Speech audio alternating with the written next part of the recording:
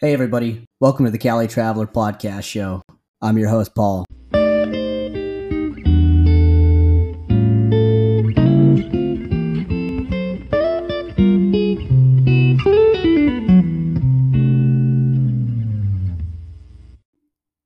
Once again, welcome to the Calitraveler podcast show.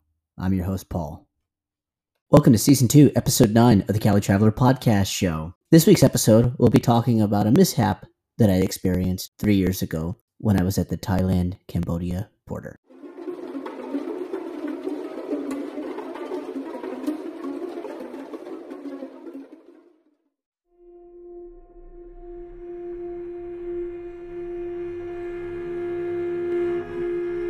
July of 2018, I ended up moving to Thailand, working on my studies. Well, in October of that year, I almost made the biggest mistake, which was overstaying my visa.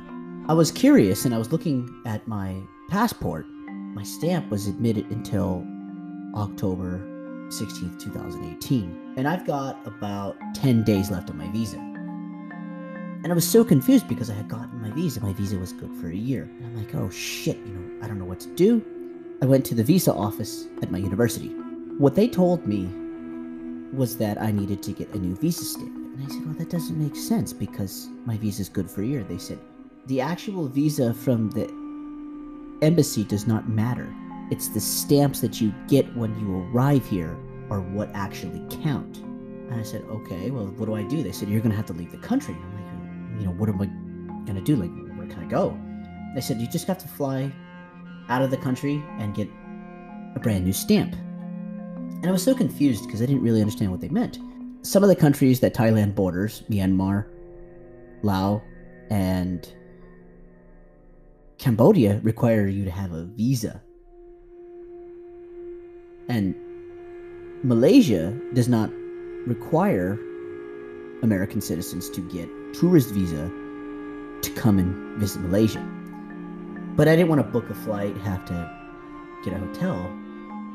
So then I did my research and I saw that in Cambodia, Americans can get visa on arrival.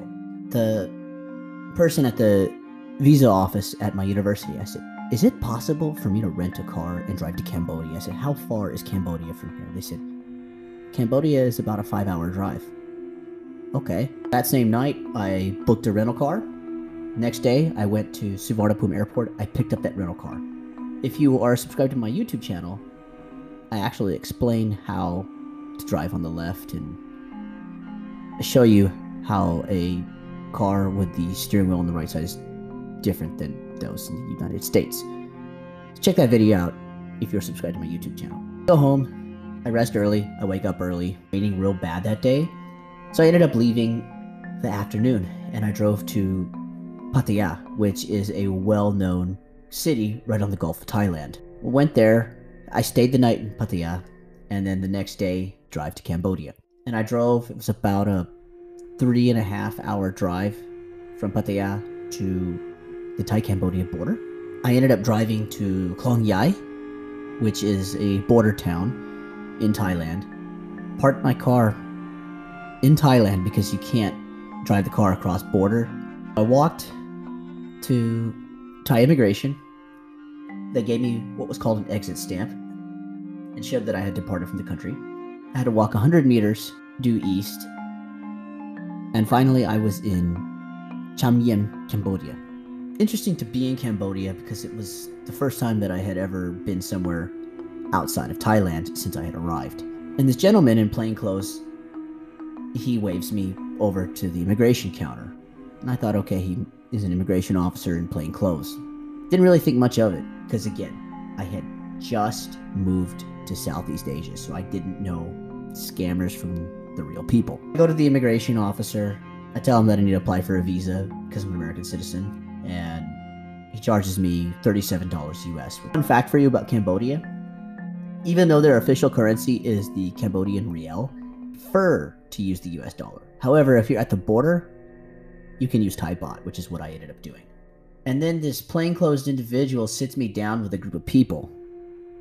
And I thought, okay, maybe they're just waiting for their visas as well too. Start talking to them. Well, one of them ends up giving me a can of beer.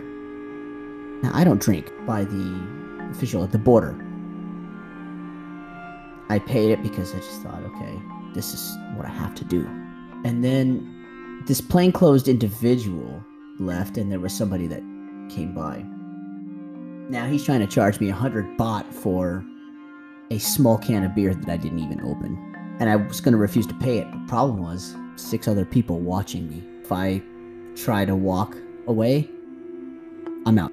There's nothing I can do. End up paying this money, which didn't need to do. After I realized that I was getting scammed, I just wanted to get the hell away from these guys. So I am walking back into Thailand after waiting about an hour just to get a visa to get in and get out of the country. I go to Thai immigration, and there's 2 immigration booths on the Thai border. You have the building for leaving to go to Cambodia, and the other building is for when you enter Thailand.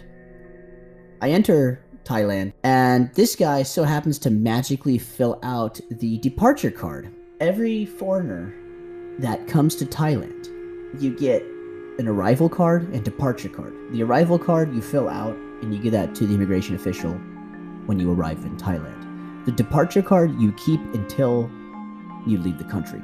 So he just magically fills it out, and I get my new stamp, and all of a sudden he's trying to ask me for 1,000 baht, which would be roughly around $30.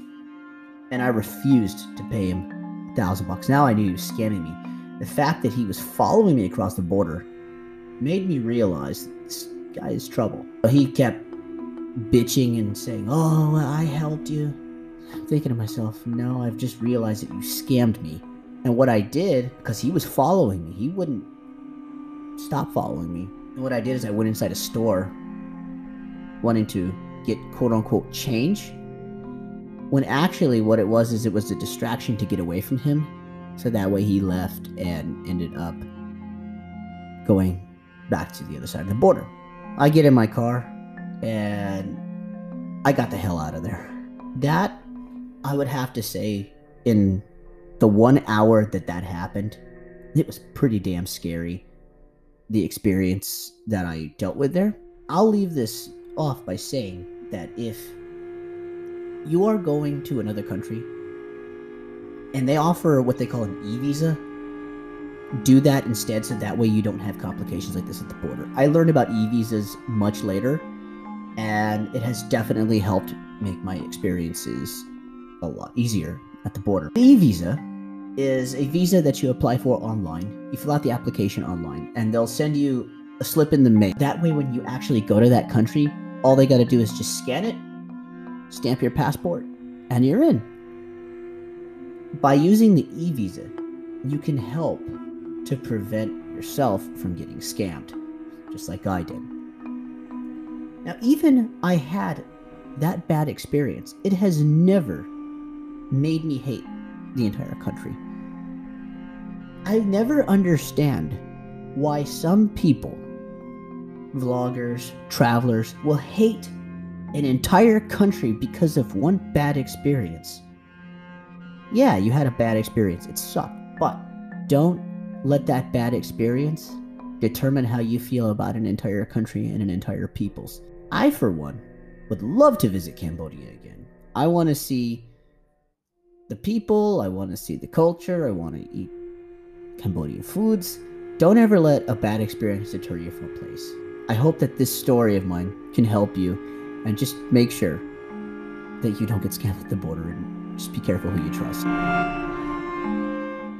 Podcast can be heard weekly on my YouTube channel, so subscribe to Calitraveler 93, as well as liking my Facebook page, Calitraveler 93, and the podcast will be available on Spotify and other platforms.